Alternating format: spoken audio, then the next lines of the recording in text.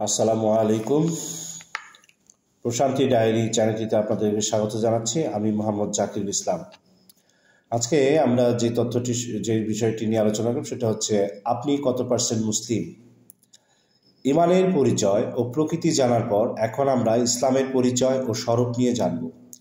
ইমান ও ইসলামের তুলনামূলক উদাহরণ দিতে হলে বলতে হয় ইমান হচ্ছে একটি প্রাসাদের ফাউন্ডেশন আর ইসলাম হচ্ছে সেই ফাউন্ডেশনের উপর নির্মিত ভবন।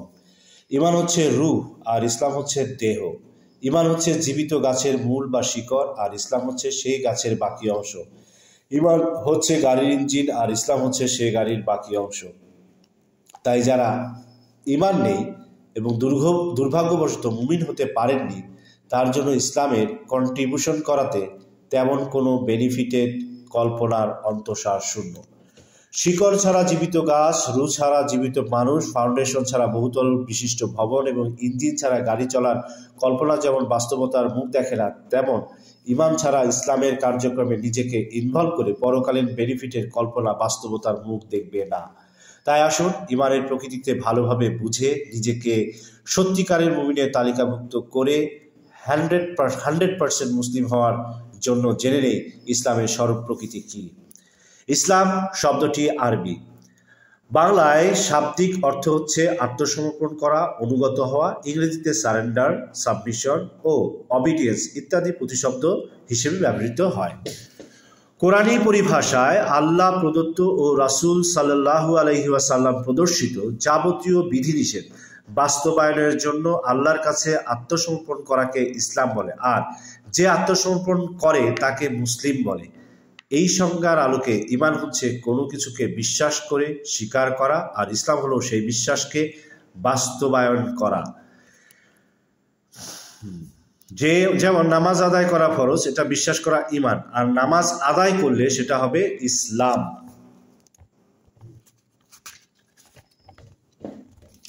রোজা রাখা ফরজ, এটা বিশ্বাস করা ইমান, আর রোজা রাখলে সেটা হবে ইসলাম।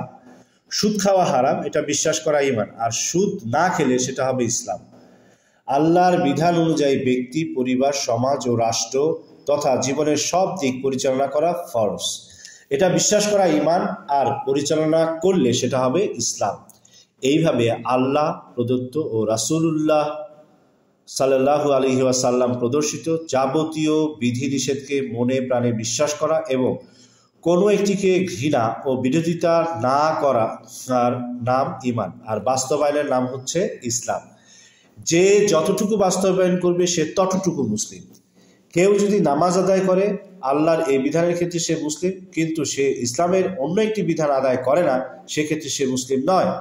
আমি যদি ধরে নিই আল্লাহ তাআলার বিধিনিষেধের সংখ্যা 1000, আর কেউ সবগুলোর ক্ষেত্রে ঈমান এনেছে কিন্তু 500 বিধিনিষেধকে বাস্তবায়ন করে, তাহলে সে 50% মুসলিম।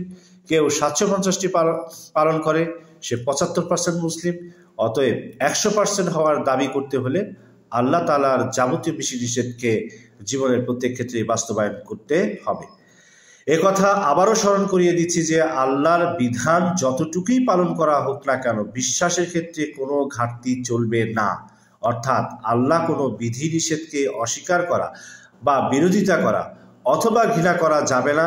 সব বিধানের উপর ঈমান আনার পর যে বিধানটি পালন করা হয়নি, শরীয়তে এই বিধানের অবস্থানের আলোকে কবিরা বা সগীরা গুনাহ নির্ধারণ হবে।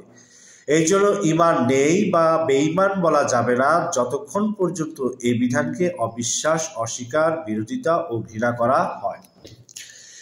এবার নিজের ব্যাপারে পর্যালোচনা করুন। আপনি কত পার্সেন্ট মুসলিম? 5%, 10%, 20%, 50% নাকি 100% মুসলিম?